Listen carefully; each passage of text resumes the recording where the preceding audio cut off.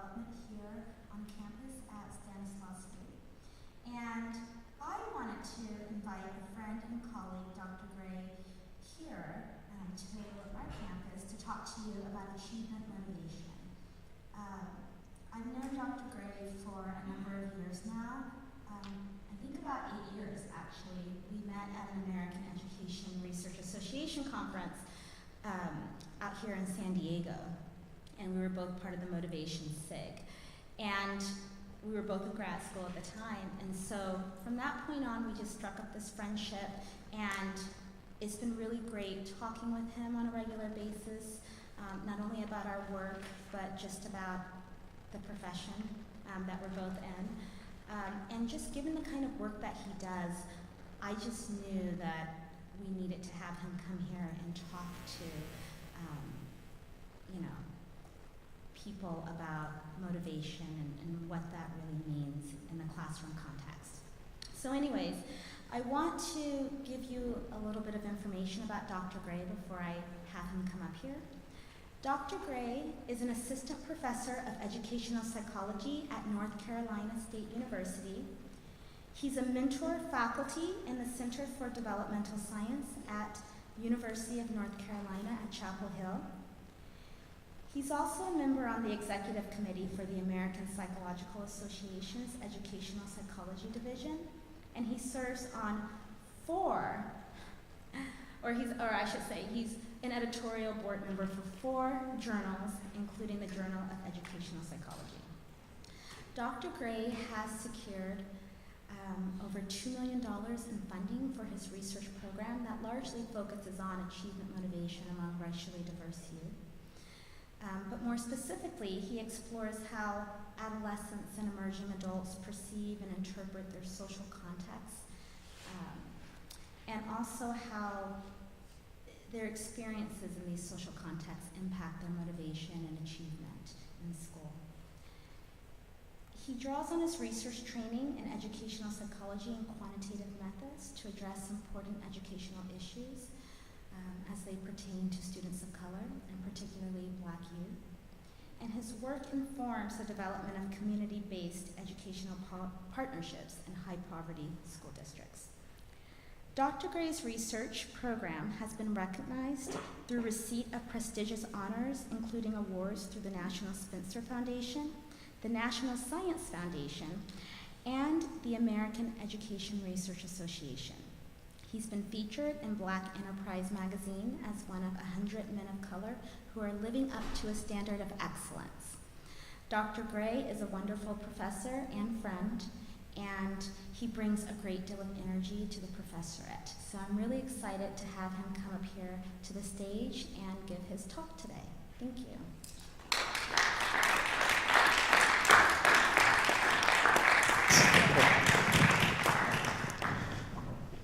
Good evening, everyone. Nice to see you all here. Thank you for having me and inviting me to your lovely campus. I've had quite a time interacting with students and faculty members over the past couple of days. And just a little bit more about my team and my work. I direct the SMART Collaborative at NC State, and what we are is an interdisciplinary network of educators and researchers, and we're firmly committed to making schools places where all students want to be and want to learn. So at the end of the day, motivation is our bottom line. So the latest curricula and technology do matter, but they won't be as effective as they could be if students don't care at all about what they're learning in school. So we study motivation, and we connect and collaborate with engineers, we collaborate with people in science as well, on a number of projects to understand motivational processes, particularly among adolescents and emerging adults. So just to go ahead and get us started here, I want to start off with a book that has really shaped a lot of my thinking, a lot of the thinking that goes into my talk, but also how I just view the world, view schools, view academic institutions. So this book is called The Miseducation of the Negro, and it's by Dr. Carter G. Woodson. And in the book, he talks about a number of things, that connect schools to our society at large.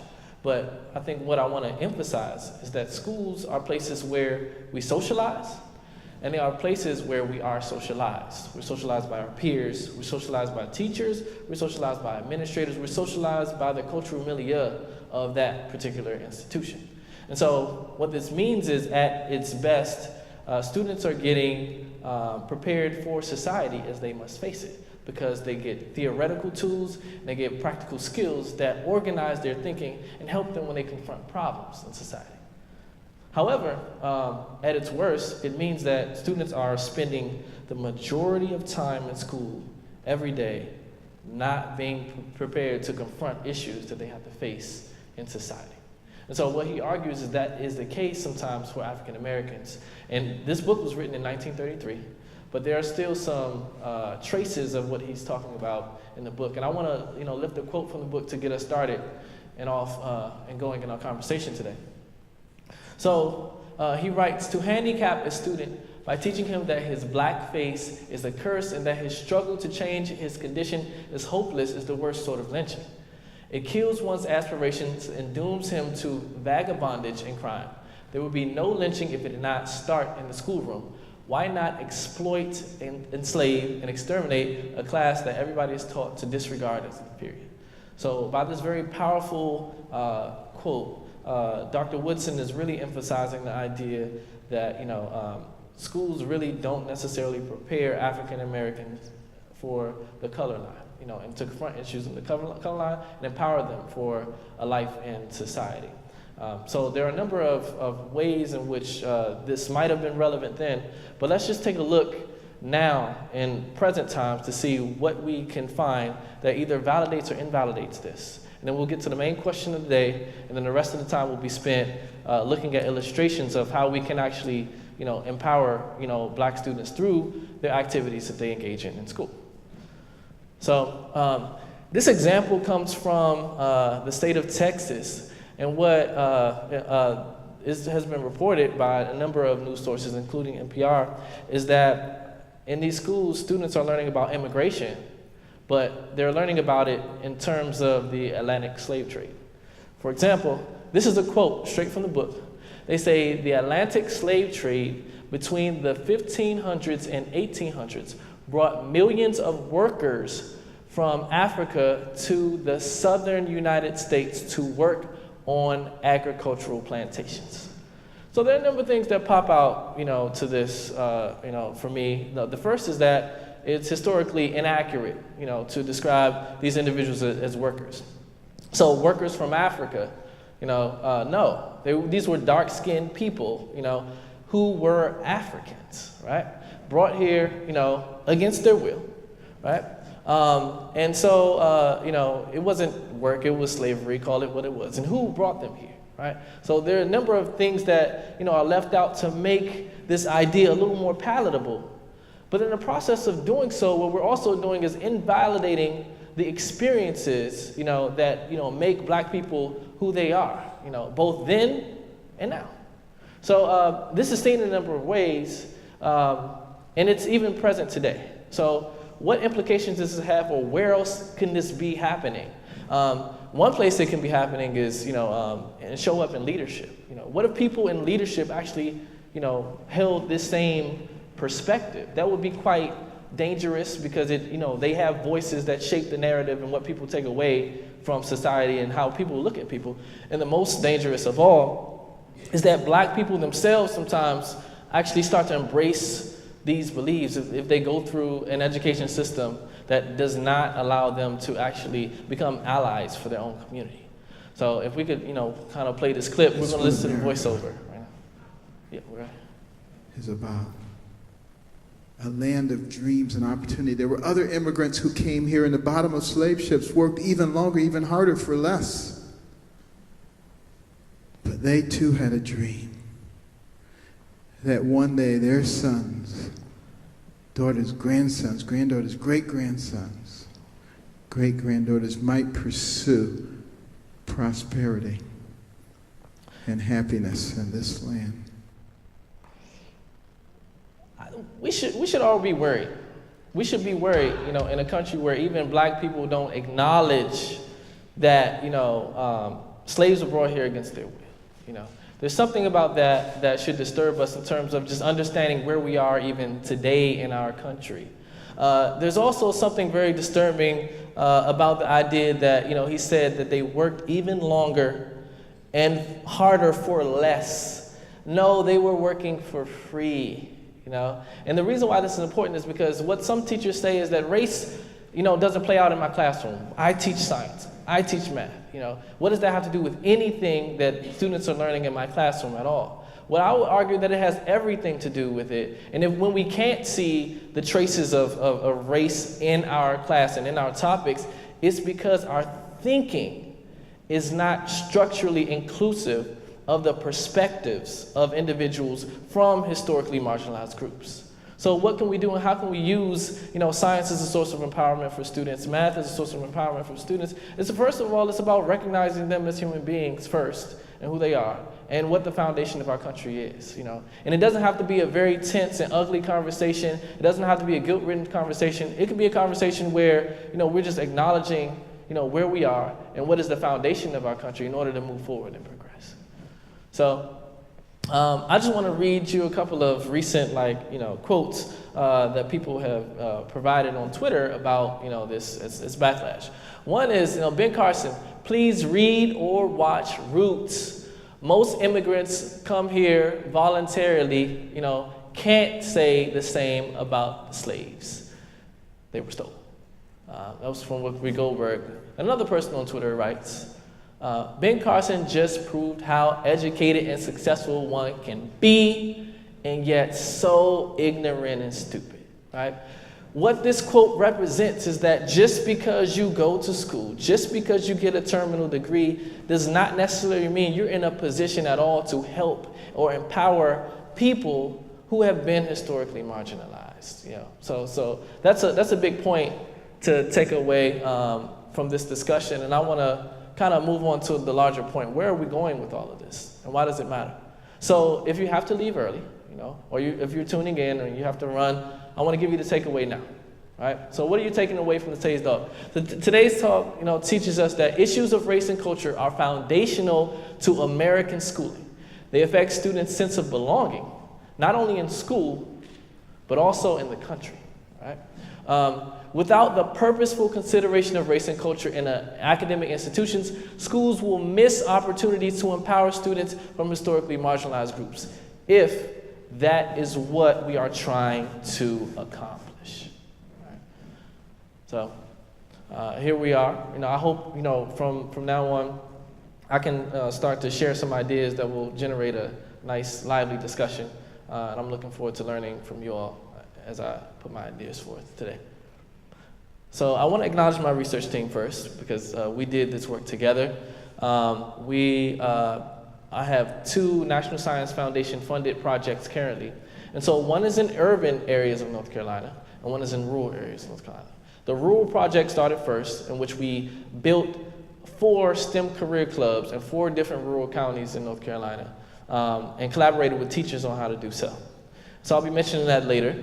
But most of the videos that you'll see today come from my iScholar project, which is the first one here. And what we've done in that project is we actually are collaborating and embedding professional development for teachers, parents, and mentors in after-school programs who work with historically marginalized students. So I have to acknowledge my additional collaborators, Dr. Hope and Dr. Matthews, because the idea that I'm proposing today, I hope to get feedback on, feeds into a paper that we're trying to work on right now and write up. So here's the guiding question that we should be thinking about throughout the talk today. What questions should we be asking as educators, researchers, parents, and mentors to ensure that Black adolescents are full participants in the formal education process and in their activities? So in order to organize my thinking a little bit, what I've done is I've thought about this from an ecological systems perspective.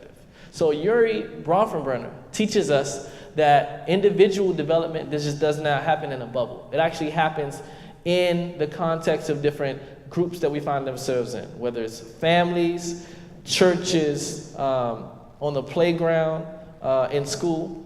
And these different subsystems interact with one another. And they also are seated within the context of different policies, different governments, and other laws and such, which is seated within our larger country, which has its own cultural kind of milieu. And this is seated within the context of time, meaning that what occurs today is not necessarily the same issue of yesterday, which won't be necessarily the issue of tomorrow. But not only is this the case for society, schools can also be thought of as ecological systems. When we think of schools as ecological systems, we think about the individual nested within primary instructional context.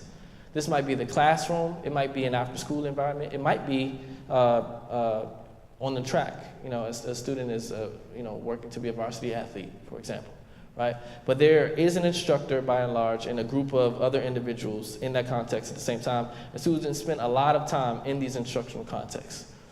These are organized within the school culture, which is organized within different issues within the community, and also strengths within the community, right? Community partnerships, for example, with others, district level policies from the school board and from the school district, and networks between universities and the school itself. And these things all happen within the context of time as well. So if we start with the individual, I want to walk us through what is happening with the individual, particularly with adolescents. Stage environment fit theory tells us that adolescence is it can be a time of storm and stress, right? Where there's rapid cognitive maturation, social maturation, physical maturation. And sometimes middle school can be a period where people say that you just have to kind of get through, right? Adolescents are going through so many changes. What we see on the motivational side is that there's a huge dip from elementary school to middle school. And what explains that dip, though, is the idea that schools are not progressing and evolving and developing as adolescents are progressing, evolving, and developing. Meaning there is a mismatch between my needs as an adolescent and what this environment provides, right? Let's think of it as just a social environment, right? It can be school, it could be some other environment, right?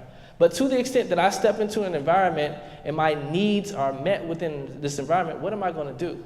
I'm going to choose to be there. I'm going to engage in this environment. I'm going to feel a sense of well-being in this environment. I'm going to feel good about being where I am. And I'm going to learn what is to be learned in this environment. However, when we see a misalignment between my needs and an environment that I find myself in, I'm going to do what? I'm going to mentally check out, and then if I have the chance and opportunity, I'm going to get out of there.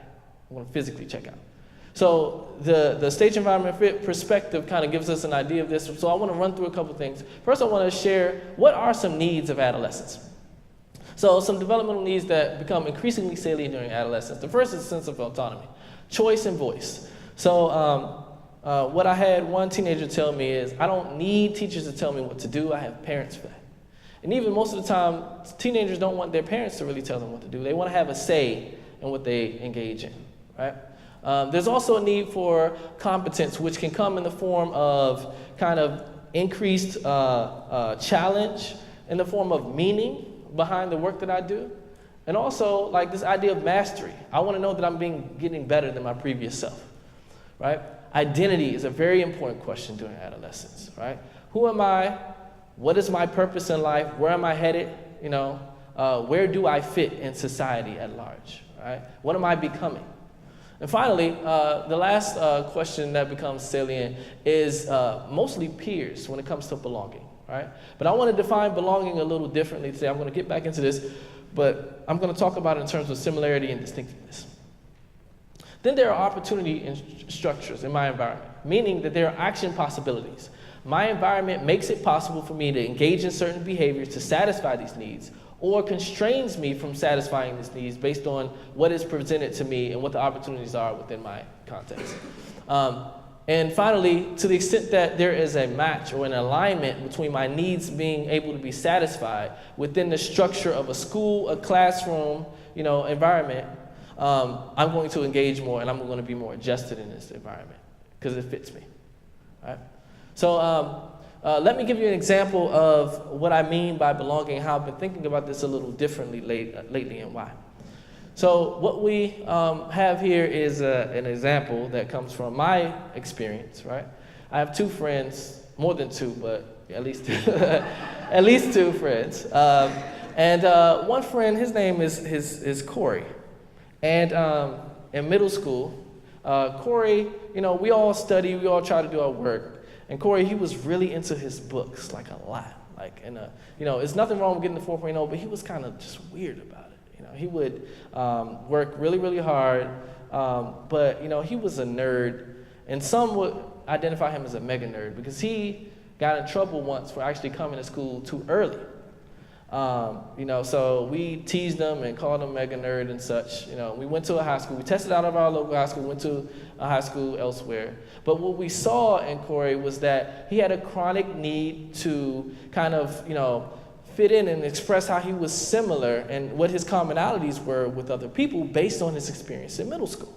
So, he would do things like buy some shoes that were popular shoes. He would, tell jokes and downplay his intelligence so people wouldn't see how truly ahead of the curve he actually was. Here's a picture of Corey from high school, just kind of quote unquote chilling. But you see, he didn't quite reach that next level of coolness that he was striving for. But, nevertheless, he's a very intelligent guy. And his experience in middle school led him to be a certain way in high school, right? What I also know about Justin, though, is that Justin was we all ran track, but we were playing basketball in middle school. And, he just we went to get some water. And then he said, man, I'm struggling. Although I'm present in school, I don't really have a presence. And it's middle school. So I'm like, wow, that's kind of deep. I just want to, get some snacks and kind of, get back to playing ball.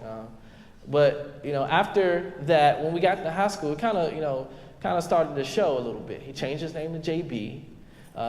And we all ran track, but he would do things like change his clothes in between every race. He would slow down on purpose and then wave the baton and, speed off and taunt his opponents. He would wear different types of jewelry during the race. So this is a picture of him doing what he did best, looking back at his opponent, struggling mightily with a wristwatch, an ankh necklace on his neck, and sunglasses during a race, wearing an alternate uniform, right? Now, these experiences taught me a bunch of things, and I learned so much from my friends, and I'm so grateful. And I'm going to give them $5 each for letting me use their names in a talk. So let me run through, the big ideas that I learned here.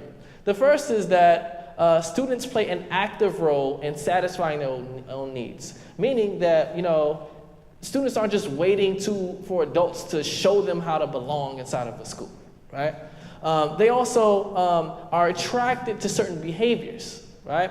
And unattracted to others. But the behaviors that they're attracted to, first of all, will be based on their, ability to meet their needs to stand out or fit in, because these are more basic needs than anything that adults could ever think that would matter for teenagers, right? So what you say is adaptive for a teenager is not necessarily what's adaptive for them. What's adaptive for them is meeting those basic needs, which, includes similarity and distinctiveness. And finally, the action possibilities dictate the way they seek to satisfy their needs, So essentially what I'm saying is, based on what they believe is possible, they will, enact those behaviors because that's what's available to them in their environment. So how does this play out, and how does this inform my thinking of fitting in and standing out? That's a little different from, what we've seen in the literature so far. So we can think of fitting in and standing out on a continuum, right? But the question is, what does the midpoint represent? Is it you don't fit in or stand out? Is it that you fit in and stand out? So what I've been thinking about is how we can think about this a little differently in order to get to some of these experiences that I've witnessed. And I think about it in terms of fitting in and not fitting in, and standing out and not standing out.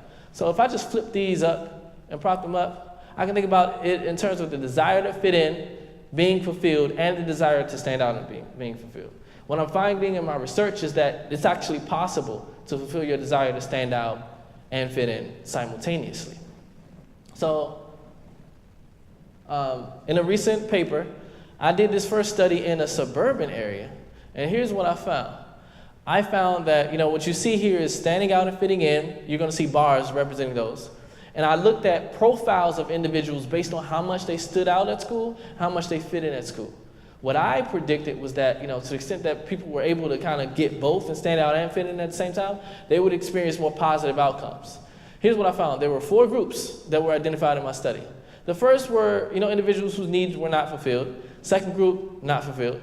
Third group, as fulfilled as they could be relative to other individuals in my sample. And the fourth group was kind of close to this group. But here's what I learned. This fulfilled group of individuals actually experienced more positive emotions like pride and enjoyment, and fewer negative emotions like shame, anxiety, and hopelessness in the context of their schools and classrooms, right? But here's, what I also found. In these 2 profiles, which were the lowest in terms of standing out and fitting in, these individuals actually, tend to be overrepresented in terms of being students of color, right? So, it could be, kind of interesting. You could ask, how could a student of color not feel that they stand out at a predominantly white institution, right?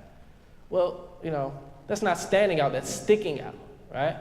So to the extent that I have opportunities available to me to assert my distinctiveness, then I am inserted into the process and I'm an active member of my classroom environment. But to the extent that I don't see opportunities to do so, whether it's the material that I'm learning, I just don't see myself in the material, or whether it's the conversation that's happening, formally or informally, or the way my teacher has put me on the spot and say, you're black, what do you think about this, right?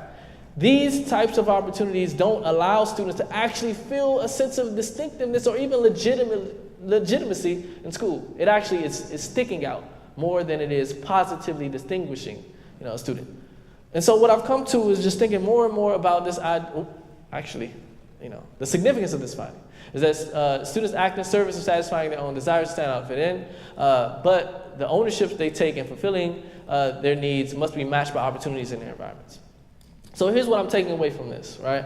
To make it plain, I thought about this in terms of support for cultural distinctiveness, right? Which is a student's perception that the norms, standards, and cultural mores of his and her ethnic groups are validated and held in high esteem by an academic institution.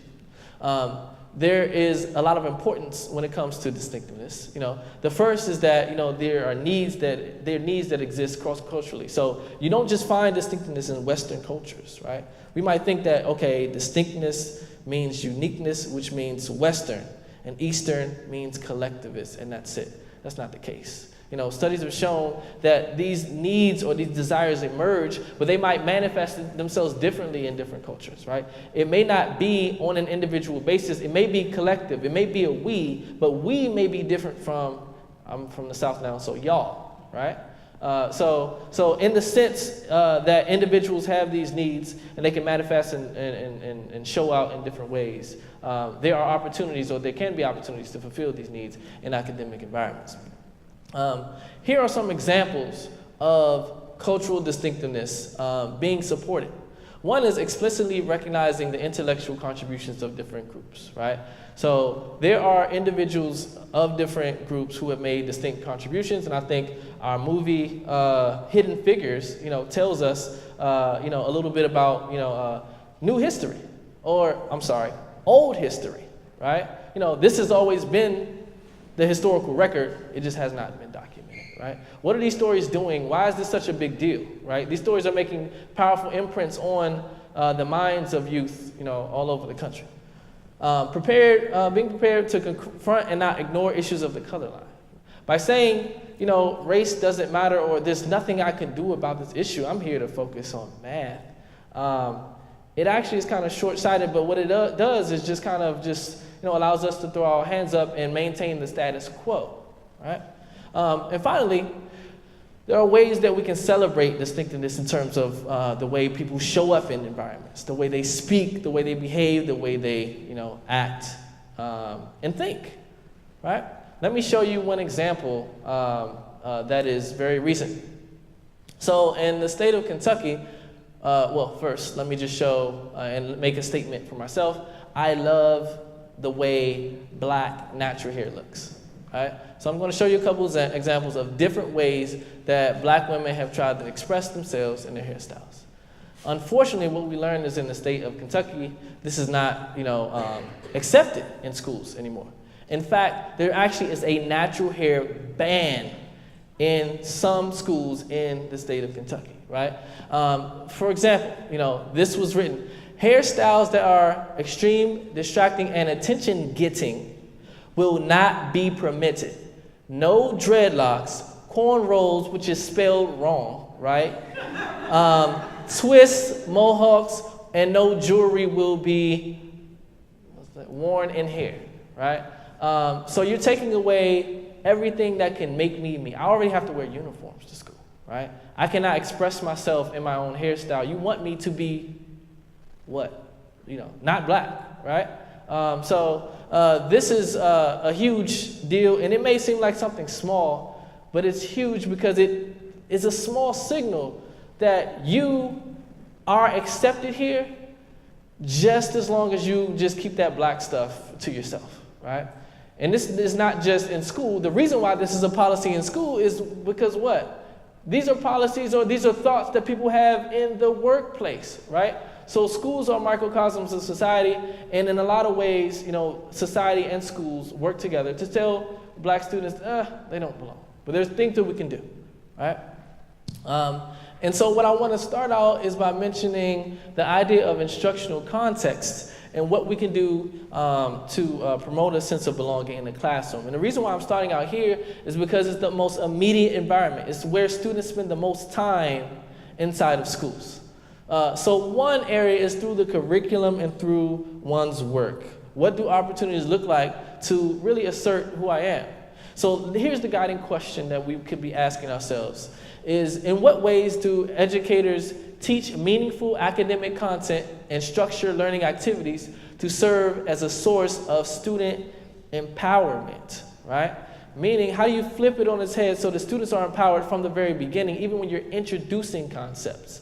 So here's what I want you to do. I want you to think, as we look at this clip, think about what they could possibly be doing in learning in this environment. And look at their level of engagement and tell me if you think they're engaged.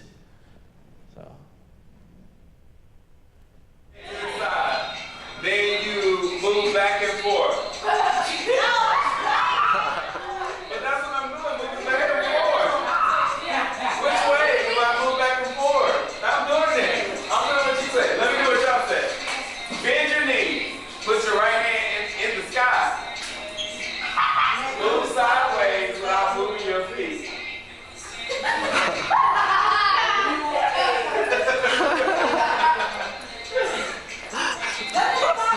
Let's look at this group. All right, Jerry, go ahead and go.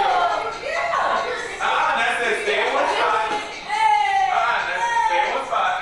Put your dominant hand up above your head. Move your hips left to right. That ain't what that says. Move your hips left to right. And move your dominant hand left to right. Is that the next there? Okay, one more. Who's the tester here? Jaden, come on. Do it just like it says. First, bend the knee. Next, put your hand in the air. Sway your body. What's swaying, though? We don't know what swaying is. We don't know. But we'll pretend we know. Sway your hand in the air and move backward. Keep moving backward. That's what that says. Move backward.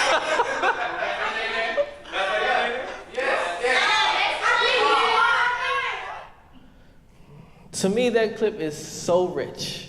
There are so many nuggets in that clip.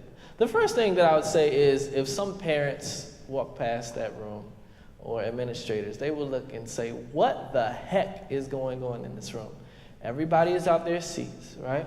The first myth that is important to dispel is the idea that a quiet classroom means that you're learning more. And so I've said that in different conversations, over the past couple of days to students, that, even if somebody is sitting down in front of you and looking at you and staring in your face, that doesn't mean they're listening to anything that you have to say, right? That is not necessarily engagement, That's just, good manners and discipline, right?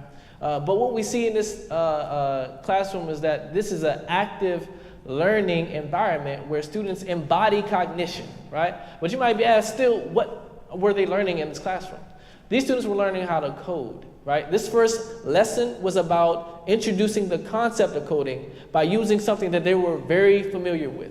So the teachers gave them conditions where they said, okay, you can pick between the dance Juju on that beat, the Nene, or Bet You Can. And so in that process, the students all know these dances. The teachers have limited understanding of these dances, right? But they say, okay, your goal is to find your voice through coding. Show me how to do this dance via coding. And through this process, one student is the coder, the other student is the tester. They actually go back and forth to just understand how specific and clear you have to be through coding to set them up for the next couple of lessons where they're learning to fly drones to, work and simulate areas in their community where they're trying to protect different buildings in their community. All right? So in this lesson, support for cultural distinctiveness is seen in the way the teachers flip the classroom and make students the experts first in this environment. And there may be some other takeaways, and I'd love to hear your thoughts about this during the Q&A. But I want to move on to this idea of student-teacher relationships being important because teachers have a lot of power in the classroom, but most importantly, what we understand is the teachers, the philosophies that undergird teachers' instructional behaviors are very, very powerful or can be very, very, very dangerous, right? Teachers can hold deficit-based beliefs of students that, certain groups of students are just not going to do well and achieve. They can also hold the beliefs that students can do it. It's just a matter of, conditioning and setting the right conditions in order for them to be able to prosper. But here's the question that I want to ask about teacher-student relationships and about student-to-student relationships, because they also kind of create the environment for those interactions to happen more meaningfully. How do teacher beliefs about cultural distinctiveness shape peer-to-peer and teacher-to-student interactions in the classroom? The clip that I'm about to show you comes from this project, and what we did was before we started working with teachers, because we give teachers professional development and training in areas of motivation. The first thing that we did, though, was sit down with each and every teacher and have a 30 to 40-minute consultation with these teachers, just to understand their perspectives and where they started. So here's what one teacher said. Whoa. It impacts them tremendously. It's hard for you to be motivated when your door was just kicked in the night before and your dad got shot. I'm sorry. And it's true. This happened, And your sister got shot the night before, because of robbery. And it's just because of your zip code. So it has a huge impact on the students, and I'm just really thankful that they're comfortable enough to, share with me, because they don't share with everyone. And so sometimes it's hard, it's a burden that, because I think about it, as you can tell, because these are good kids. It's not fair. It's not fair just because of your zip code. You know what I mean? So you have to let them know this is just a wrinkle in time, and you're young, and this is a wrinkle in time, and this too shall pass, and you have support, and that we're here for you. And you have to make sure they know that, because if they don't know that, they will crumble to pieces if they don't know that. They have to have somebody to go to. So there are a couple things that I want to mention about that clip. The first thing is her level of sincerity and emotion and passion that comes out, for her students. She feels, what they are going through. The next thing that I wanted to point out about this clip was her philosophy about what it means to be a student at that school and having experienced trauma at an early age, right? She assures herself that it's not their fault. So what does this mean for how things happen in the classroom, how things play out, interactions play out? The student comes in, they're falling asleep. The student comes in, their homework isn't done. What kind of attributions are we making? Man, you never do your work. I can't do anything with you. I've got to figure out a way to get this student out of my class because my test scores are going to be lower. It matters. And this student is never going to pass this test, right? Never going to get a high grade. This student is a problem, right? And there's nothing that I can do about this, right? But what she has noticed over time is that it is about relationships. And when you do have those relationships, they actually foster the conditions where students are able to overcome. They buffer students from the harsh realities of their communities and create the conditions where that student is able to take things away from their environment because you get it, you get them, and you're trying to meet them, where they are. And if, in addition to relationships, there are other dimensions that matter too, right? Black students don't always trust their teachers, right? You could say that for all ethnicities, but in certain cultural groups, what you might find is that teachers aren't necessarily considered allies for students, right? And there's good reason historically to be skeptical, of teachers and whether or not they're actually on your side. So what happens when teachers try their best and give a student their best feedback possible, right? For some students, it's soul crushing, right? You think I am an idiot, right? I don't want to be here, forget you. For other students, that's not necessarily the case, right? So, because, belonging isn't a universal human need, but because belonging is experienced uniquely at times among students of color, right? Where they're looking for cues or just to understand where they are in their environment. People say certain things to you, your attendance go up. That comment is not just a comment. That comment means something. There's something else behind that comment, right? But what teachers can do is they can provide assurance and critical feedback together. Assurance that the student can actually achieve and do this. And what we see, this is a study done by David Yeager, who was a student at Stanford and is now at University of Texas, Austin. What you see when comparing individuals, the gray bars represent individuals who just received critical feedback from their teachers on the essay, right? The white bars represent individuals who received critical feedback and who received some positive assurance. A whopping effect among African American students in their first study, where the percentage of students that revised their essay was significantly higher for African American students who received that assurance relative to individuals who did not. In a white comparison condition, not necessarily the case. Now, what happened in their study too, among individuals who revised their essays, how did they do?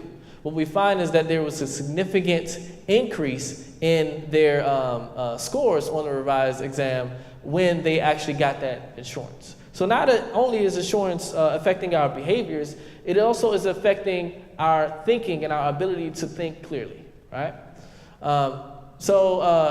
Those are some areas that matter for the instructional context. Also want to move on to some areas of organizational context in the schools that can make a difference as well. School culture is very important. When you go in certain schools, there isn't always a clear understanding that everybody is on the same page and knows exactly what they're after. However, I've been in a few schools where that's the case. When I talk to the administrative assistants, when I talk to the teachers, the message of what the school is about and what they stand for is all the same. So the question is, how do administrators talk about supporting cultural distinctiveness, and how does this, play out over time? So here's a clip that I wanted to show you about one teacher's interview and what he said. In my classroom at least, and I know in a lot of places around the school, it's a very inclusive environment, very comfortable environment, so people aren't afraid to share their heritage, and as a global school, especially in years past, not as much this year yet, but there's been a lot of opportunities for students to engage on the school-wide level to get sort of that global perspective from each other. There's a couple things there. So these are pictures that I took just around the school. I said, hey, I see this. Can I just take a picture of your media center? Can I take a picture of this mural of Maya Angelou that's permanently, placed on the wall right as you walk into the school? I noticed so much about culture that was readily accessible. Flags hanging from different, rooms inside of the school. You see the very, very well-crafted Black History Month display with a sign beside it that says more than 28 days. And I appreciate your school so much for embracing that idea and inviting me here as your Black History Month speaker in the month of March. But the idea that students' perspectives and their culture matters is something that anybody in the school can readily see when you walk inside of the school. It's not only what people say; it's what is embraced both in their philosophies and just what you see, right? So in addition to that, another question we can ask is, do administrators encourage and incentivize staff who demonstrate effectiveness at supporting Black adolescents' social, academic, and emotional development? So the question is, how would you encourage and incentivize this? What would that look like? How would you devise such a structure in a way that is meaningful, and relevant? Here's an example that comes from our one of our teachers who's working with students on drones. Let me tell you what these Black adolescents are doing. They are trying to fly a drone on a mission to protect buildings inside of their communities that they think should be protected from threats. These threats include the weather, they include theft, they include other aspects of surveillance like animals, for example, right? So they're learning the process of coding these drones, and just as they're learning how to fly their first mission, the principal stays after school to walk into this environment just to hang out, right? And so here's what she finds. It's the line. It's not it. Tell them what fun it is. Circle. Big circle on the top. Wait. Up, down, up again. Total left. Look at Trigger. Back down. Target. Back down. Target. Side.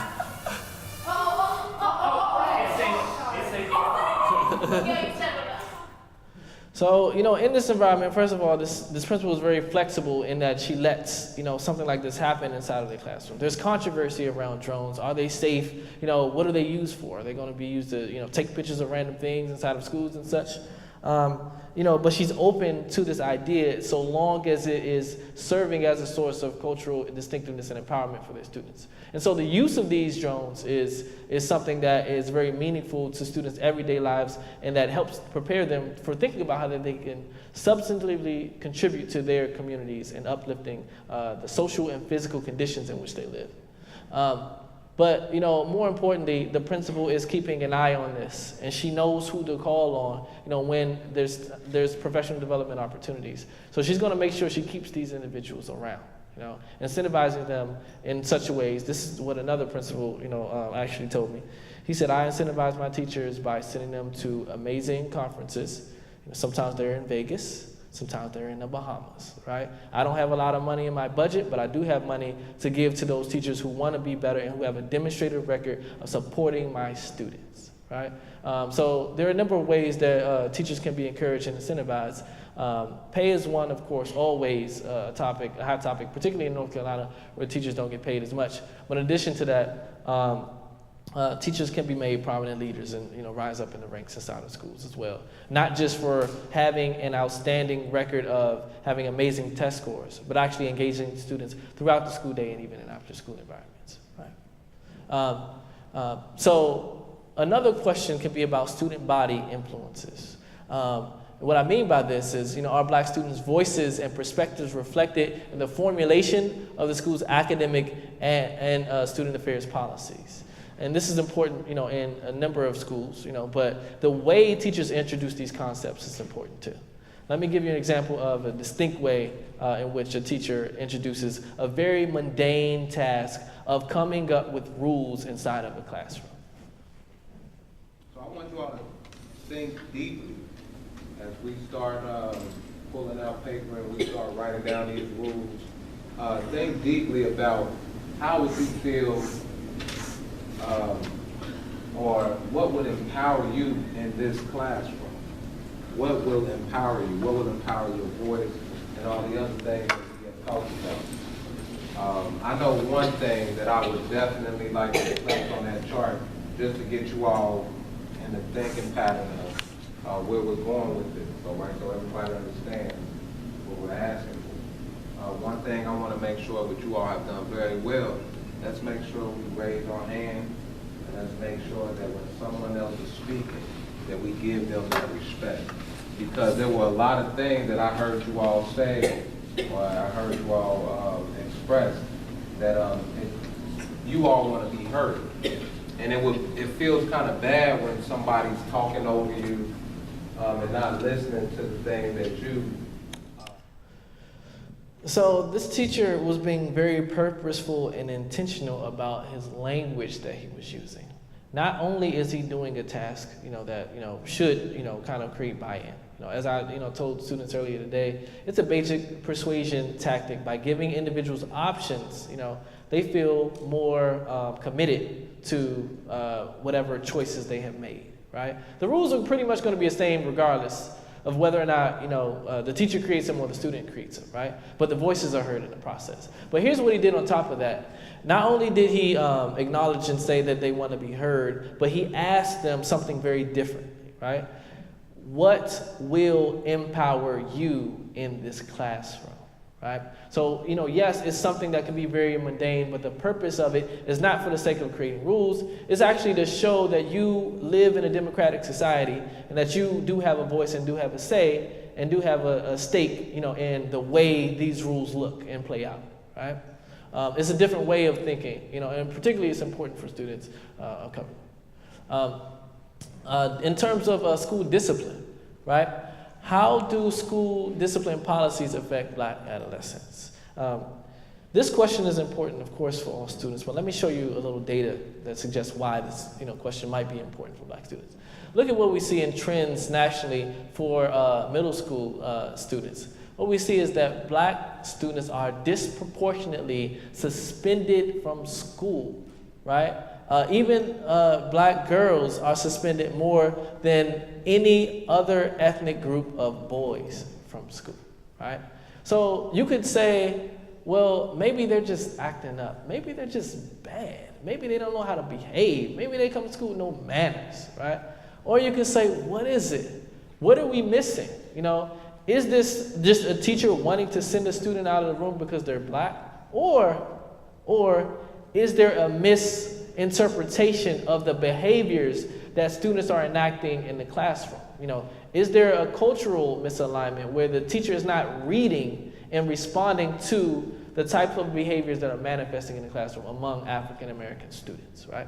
So a lot of researchers, put things in that category more than saying that teachers have ill intentions toward Black students, right? So the thing is, not all teachers know what to do, with Black students who seem to be acting out, quote unquote. But schools test and try out different things and become creative. And to the extent that schools give students the chance to be creative, there are a lot of opportunities to engage in these students and not actually sending them on a negative spiral. So let's play this clip. The kids, you don't have anything that's out of the ordinary. Mm-hmm. We have an all-boys team. That's what I do. I work with the all-boys team. So all that musk in the air is a bit of that testosterone that goes on around here. And we have some of the boys that were supposed to be a part of an experiment. Mm-hmm. Because some of these boys were self-contained last year. Some of them have big problems with the mixed teams. Mm-hmm. And now we've actually come to a point where right now we're almost in March. Mm-hmm. And we don't have any real big incidents going on. That's amazing.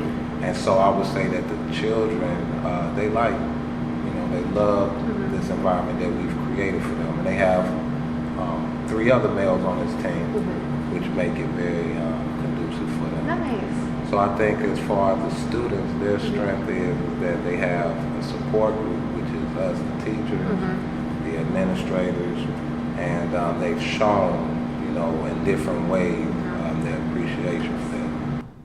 So we hear a couple things. We hear, first of all, this teacher's philosophy. There's nothing else about these students that makes them just radically different from others, right? They are kids at the end of the day, right? The second thing that we hear in this clip is that they were allowed to test and try out different things in their environment.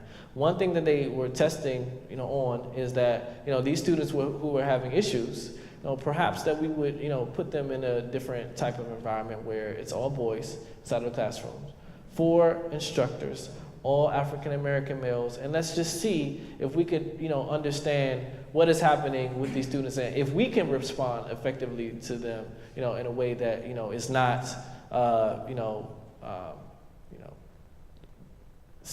signaling that the problem resides within that student, and there's nothing that we can do about it.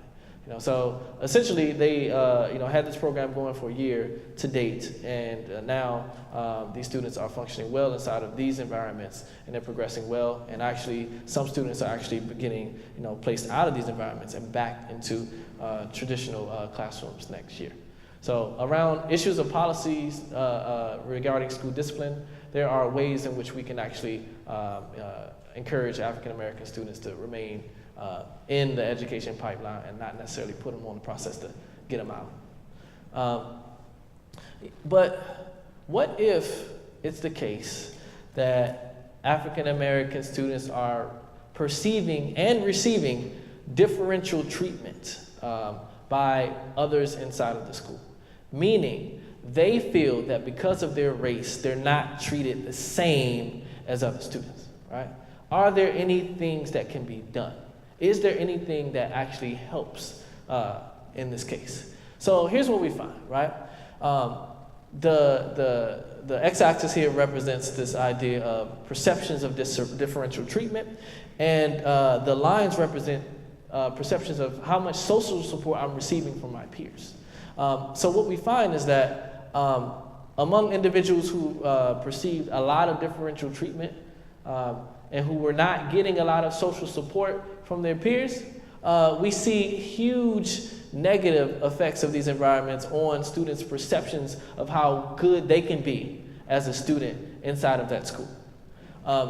What we also see is this effect attenuated a little bit among individuals who have a moderate sense of social support among their peers at the school. But among individuals who have high perceptions of social support at the school, it doesn't matter. I'm gonna be here and I'm committed to being a great student at the school, and I think I can do it, right? So what we're seeing is that there are different ways that these levels of influence can interact with one another in very important ways to buffer students against these negative effects. This does not mean that institutions should allow discrimination to occur on a massive scale, because we know not every student actually has access to the social resources to support them, right? But it does say that, another strategy is, as well is to think about how we can foster social interactions among students in the school. And here's why this is important. If you hear parents talk sometimes and they say, you're not there at school to socialize, you're there to learn, right? I've heard parents say that before. I don't know if anybody in the audience has ever heard that message before. But here's the thing, based on what we know about adolescents, no, actually, they don't have the choice to be there in the first place. So, they're there because you made them come, first of all. But second of all, they want to learn, they're curious, but they are naturally social beings. We as human beings are social, So to cut that off from them not only can have negative effects on their engagement in the task, but it also limits the extent to which they have the resources to buffer against negative effects of their environment, when they're needed most. So some other areas, are extracurricular activities and service learning activities. Let me tell you a little bit about why this is important. It's important because funding decisions are always made. Funding cuts always are happening in school, and rarely have I heard of a school system or district having more money than it did the year before, at least in North Carolina. So what goes on the chopping block? You can't cut out science, can't cut out math, can't cut out English. These are testing subjects, right? So what goes? Well, the stuff after school goes, right? That's not school, that's after school, right? But we know that these environments can have very positive effects for students. So we need to ask ourselves some questions. In what ways does the school district support opportunities for social development in informal learning environments?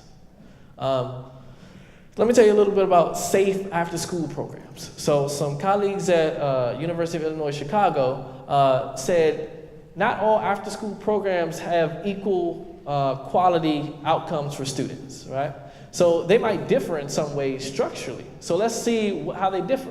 One way, certain programs are distinguished are providing actual training to staff.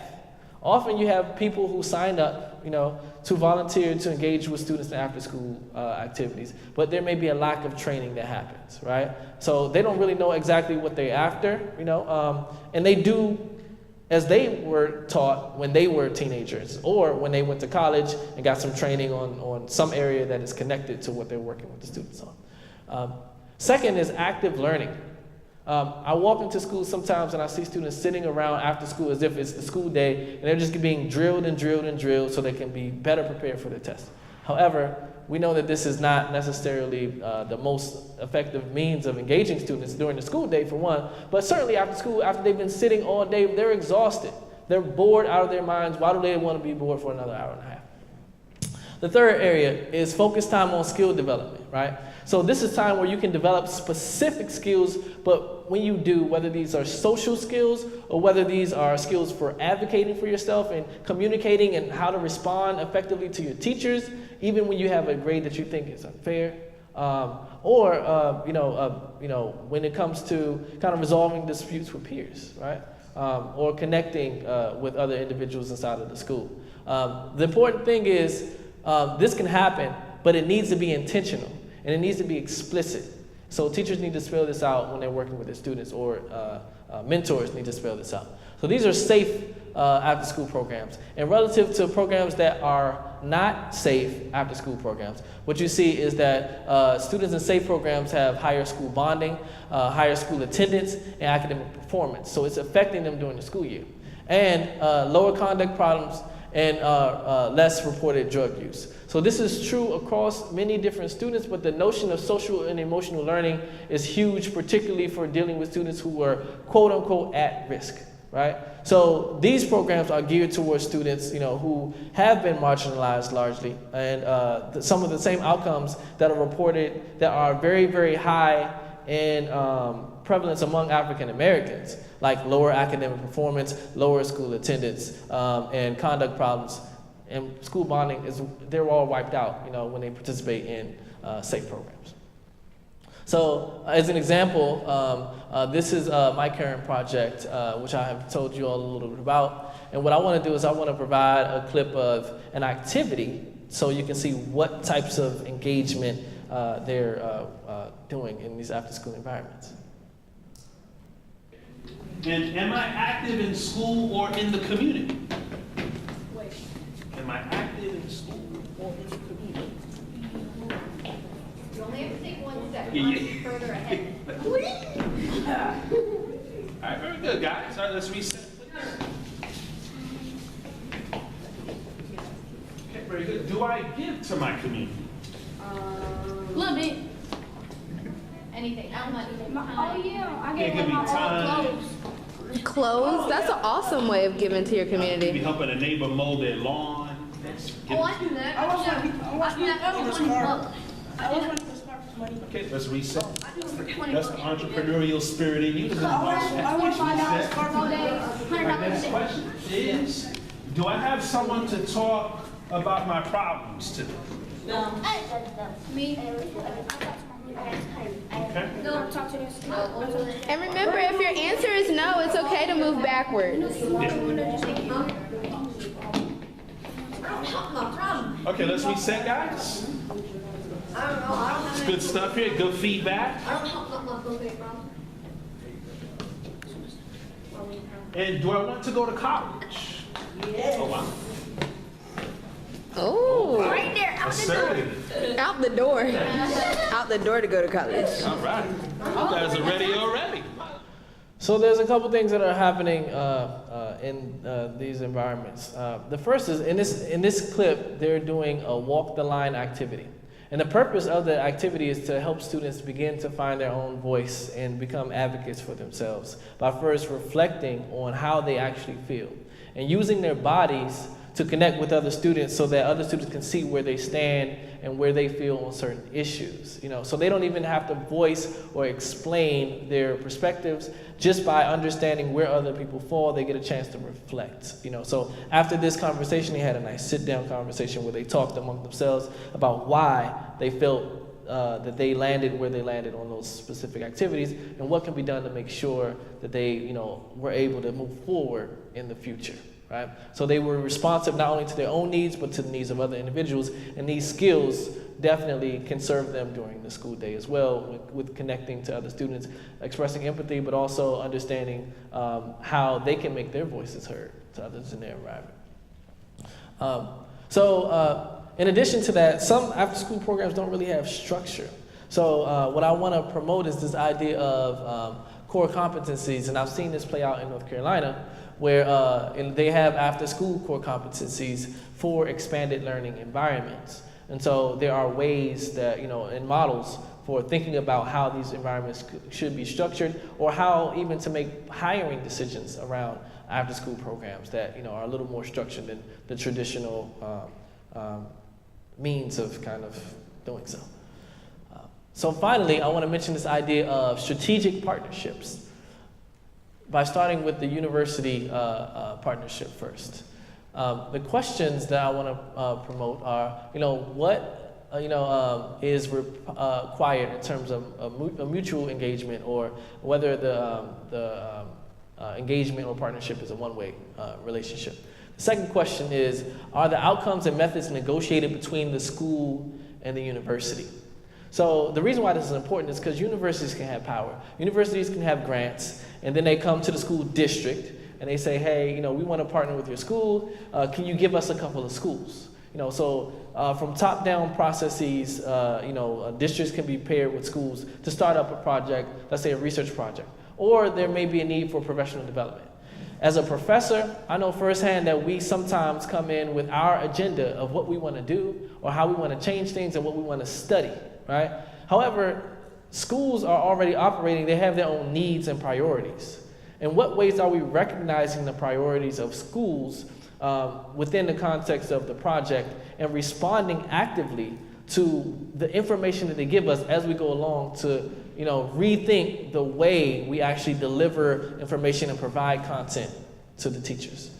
So this is a strategic teaming model that we use for my first National Science Foundation grant, where university teams comprised of individuals in different areas of expertise, we worked with parents, students, teachers, and leadership in 4 different rural areas of North Carolina to build STEM after-school clubs for their students, right? So we're building them from the ground up and providing professional development to leaders as well as teachers. And the reason why we provided it to leaders is because we didn't want this innovation to die at their doorstep, right?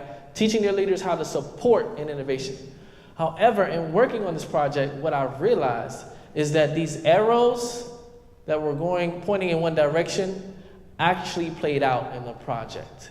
Meaning, people on a team, we saw ourselves as the source of information, which meant that information that could be flowing back to us in terms of making our model better, the project better, the activities better, it wasn't coming to us readily because we gave off the impression that we knew what we were talking about, right?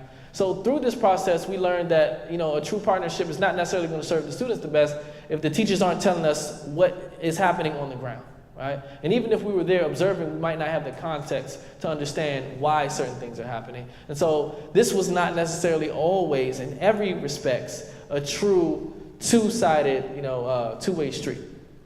So we learned from this project and our iScholar project and developed a model where we actually receive feedback and respond in real time to teachers as much as possible, even between the times in which we give them professional development. If they need a refresher, we give them a refresher, because they're asking for a reason, right? We set the conditions where they're comfortable doing so, and we set the conditions where they give us information back for us to learn from them so the project doesn't fail.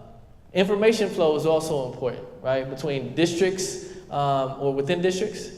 So do top-down district reform policies have buy-in at the school level? So in Wake County, where NC State is seated, they have this hiring site where they point out different ways or different things you can do if you want to get hired as a teacher there. One thing you could do is read the book Mindsets, which promotes the idea that there are different types of mindsets that people hold. Some in which individuals think competence is something that you are born with. Either you have it or you don't. Other people think competence is something that is a muscle. Your brain is a muscle and it develops over time and over effort, right? So there are implications for this, but the main implications that I want to emphasize are on the basis of race and ethnicity. So here's what they post on the site. They say, your classroom is going to be diverse in every sense of the word, academically, racially, socioeconomically. Your job is to truly believe that all students can learn and achieve, and you are the guide to help them get there. I'm looking for teachers who understand that this is hard work and who readily embrace the challenge. It sounds great. It sounds great. However, in working in some of these schools, this information at the district level does not necessarily, reflect what teachers are talking about when they're in their professional learning communities. And sitting in on a couple and talking with a teacher, this is not all across the county, this is in one district where they were talking about math and they brought us in to address issues of motivation with students of color who are taking remedial math. First of all, if you look at the school, you see that all of the Black and Latino students were in the remedial math classes. And, might be one or two, a sprinkle of pepper in the higher level math classes within the same grade, right? Now, the second thing that I wanted to emphasize, though, is that when it comes to these environments, we sat in on the meetings, we heard things like, how am I supposed to teach this kid math? You tell me. They don't have graphing calculators, they don't. But I bet if that new cell phone drops, they'll have it, even if their cell phone will be cut off in 2 weeks, right? So the idea there is that there's nothing I can do. My hands are tied. Clearly, the values are all screwed up. And most importantly, who knows what to do? They don't have the resources, and they're not committed to getting it. However, we live in a digital world. If you have a cell phone, download a calculator on the cell phone, right? It never occurred to the teacher to do so because that teacher didn't really want to emphasize that. It wasn't about that, It was about these students aren't teachable because they are who they are, right? So these theories of intelligence show up, but they're not always adopted at every level, right? Just because you assign a book at the district level doesn't mean you've done the work of providing the structure or the professional development for everybody to get the message. So school information flow and with the university, with the community is important as well. And I'll just bring up a few examples, but my question is, how do schools work purposefully and intentionally with local citizens and interest groups to promote a continued sense of belonging in the school and community, right? If schools are microcosms of society and we're trying to prepare students for society, what are we emphasizing? Well, one thing is different plays that involve the community. This does two things, right? First of all, schools have environments like this. They have stages. They have auditoriums, right? People in the community need space. They need to pool resources. If you provide the space for individuals to have amazing dynamic programming instead of paying some outside entity to do it, you're pooling resources and creating collective impact, right? You're also showing students that what matters after school also matters during the school day, right? Or to us inside of this building. And, by extension, there may be opportunities to find support and leverage resources that you need to support the things that you do during the school day in the community. Last thing that I wanted to mention is historic events and policies. They're important, for understanding things. And I have a few minutes, so I'll go be brief, right? Just to give a brief history. Before and I'm talking about belonging, here as I'm going along the timeline, but policies impact belonging. So pre-1950s, blacks were educated in their own schools, right?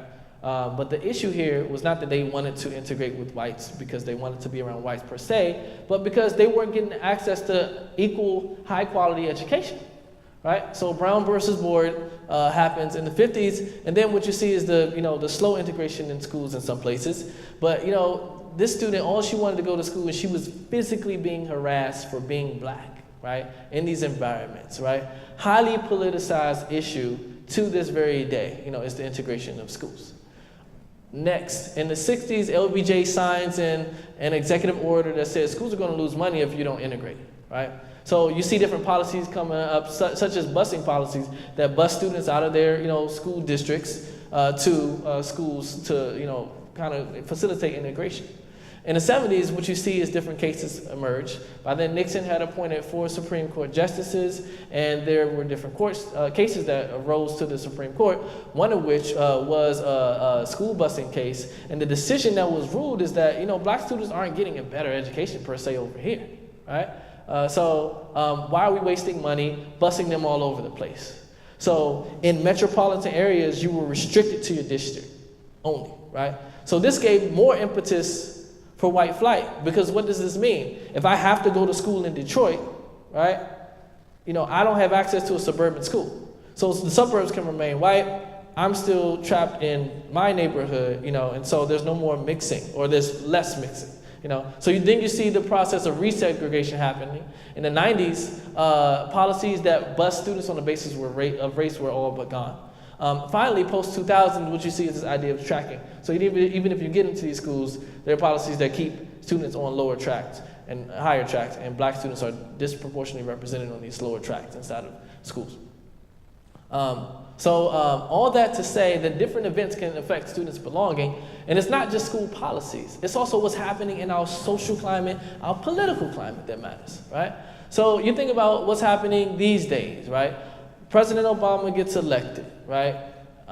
We now live in a post-racial society, or so we thought, some thought, right? So what happens is you see a number of events happening under, his presidency where black students don't feel that their voices are really heard in the community, and this bleeds over into what happens inside of school environments. This is a die-in actually that happened at NC State, right, in protest of the open season on killing on black people by police and by individuals who are white.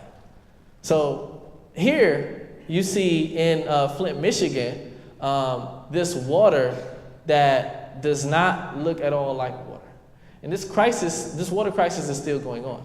Surely these policies affect students and their perceptions. They're thinking about them as they enter school, right?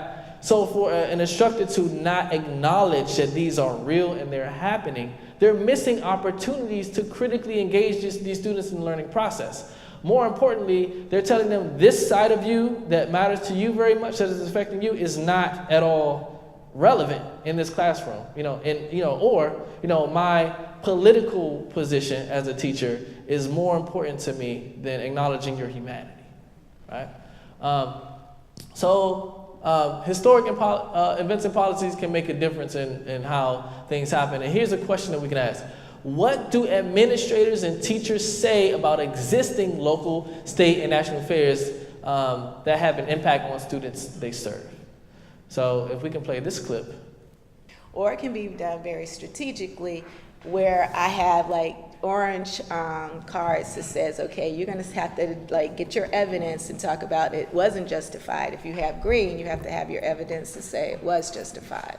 And they discuss it that way so they can get different, perspectives.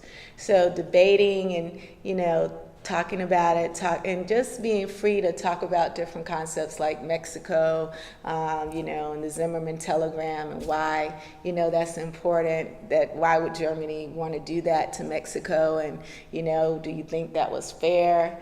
How do you think Mexico feels about it? Just to get their perspective. So now it's like totally, like this year is totally, the discussion is totally different this year than it was last year. So the political climate also plays a huge role in our discussion. So yeah. When you step into this teacher's classroom, you see a number of things on the wall. Warm-up activities to ask, do I feel accepted in society? How is that mirrored in school, right?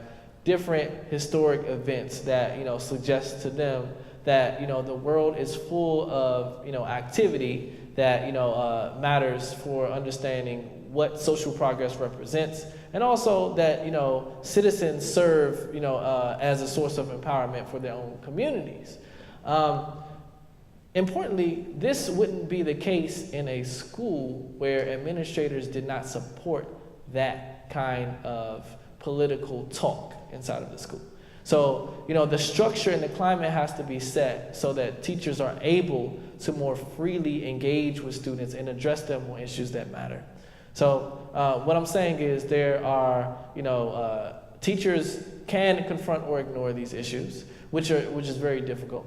When I step inside of schools and students ask me questions about politics, I say you can ask me anything. Like within the first 3 questions, middle schoolers ask me questions about politics. So it's on their minds, more so than it was for me when I was in middle school, right? They can't ignore it because it's everywhere.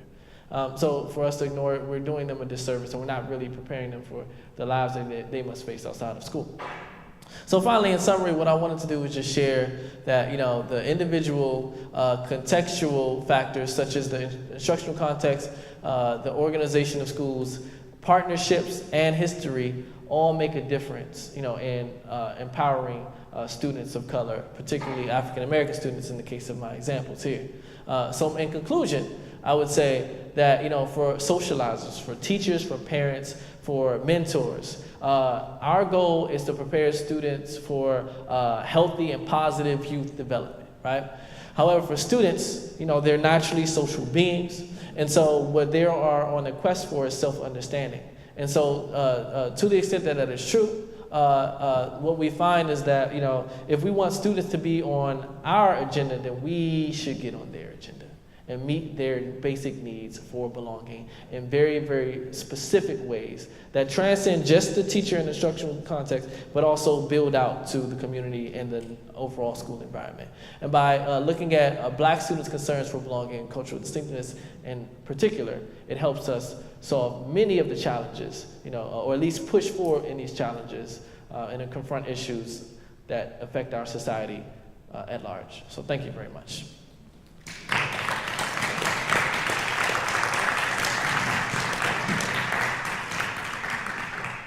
I think there are a few minutes for some questions. I would love to address any questions.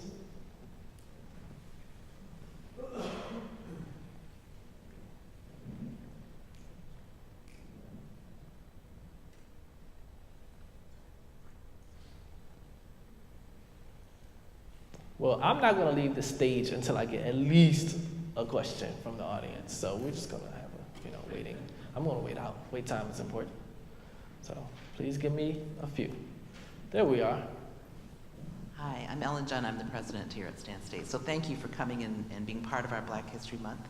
But I have a question, and I'm sorry I came in a little bit late, but in your research work at UNC, are you doing anything in your after-school program to help change the mindset of students? Because that's some of the research that came out of Stanford and UT Austin, where if you can help students achieve a sense of belongingness, small interventions that have been done experimentally, and then also helping students to understand their mind is a muscle, and that certain subject areas are not innately given. Like in America, we tend to think that mathematics, for example, is you have a brain for math or not. And that's not actually the case. So I'm wondering to what extent, you showed some of the active learning kinds of things, but to what extent are you used interventions that improved a sense of belongingness or help students to overcome that fixed mindset and have a growth mindset instead? Thank you. First of all, I want to say thank you so much for being here. The president of the university is at my talk. That is huge, huge. So let me tell you a little bit about my current iScholar project. What we're doing with this project is we're working to unpack the concept of motivation for teachers, parents, and mentors that work with students, engineers, right? Because what we find in every case is that teachers, well, especially engineers, they're well-intentioned. They're often asked to come in and speak and work with students, but they don't know how to tailor the message in a way that is developmentally appropriate for middle schoolers, right? But that can also be the case for teachers, So what we do is we have 2 professional developments each semester, and then we provide them with coaching and consultation while their meetings are happening and going on, right? So each semester, the motivation concept that we're focusing on changes. This semester, the concept is on autonomy support, choice and voice. But next year, one of the semesters, our topics will be on this idea of goal orientations, right? So it fits very well with the idea of mindsets. In fact, a lot of Carol Dweck's work comes out of this idea of achievement goals. So, what she promotes, just like, individuals and goals, achievement goal framework, she would say that, what's important is being better than your previous self, better than you were the day before, right? But we know these mindsets or these orientations don't just, reside within the individual. Motivation is contextual. And so teachers, there are specific things that teachers can do to support students and create what's called a mastery goal structure in the classroom, right? So there's a target framework that we're going to use in order to do that, And so, target, if I stumble, my advisor would hate me.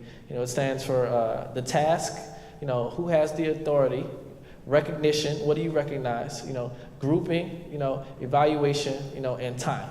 So we're going to use that framework and we're going to teach teachers about that, but that professional development is happening next year. So instead of doing kind of a superficial overview of a lot of different topics in one semester, we're going like very deep into one at a time so they can get all the strategies that they can. What they're doing is we're pairing the instructional strategies with the instructional activities that they're learning. So we provide the professional development. We give them 6 activities that you can do. And then we say, okay, well, now we're going to conceptualize, or contextualize each of these activities and say, okay, how does this instructional strategy play out in this particular activity for you? What are you going to say? What are you going to do? How are you going to structure the task so that you create the opportunity to support students' mastery within the context of this activity? What kind of message can you provide in context? So we take it from being very abstract, where they have the idea, to very concrete, where they have the strategies. Each teacher comes up with some sticky notes, and they write after each activity, what the strategies are, using their cheat sheet of generic strategies. They post them on the board, and then we type those up and we send them out. So the teacher has access to every teacher's thinking rather than just their own strategies that they would have come up with. And we then evaluate those midpoint in the semester and saying what's working and using student data to think about, what is being effective and what's not, and then we go back in for the second half of the semester. So it's coming up, and I would, be happy to share out when we do what the full plan for the PD is.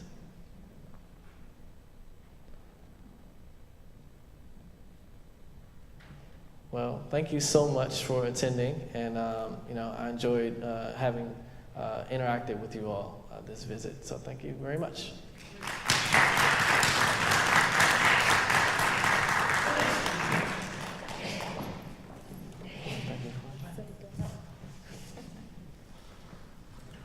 Okay, so I'd like to thank Dr. Gray for that wonderful talk. Although I'm very familiar with achievement motivation, I learned so much from hearing what he had to say. Okay. It's okay, thank you. I'd also, well, now it's off, but you can still hear me. I'd also like to thank some people for their support. First, Dean Twedio from the College of Humanities, Arts, and Social Sciences, and he's here in the audience. This would not have been possible without his support, so I'm extremely grateful to you for your help. I'd also like to thank President Jun for being here and supporting this event, as well as Provost Greer. I'd also like to thank my psychology department too for their support of this event. So, but again, thank you, Dr. Gray. We learned so much, and I'm glad you were here. Thanks. Okay. And I thank all of you for showing up. All right, thank you.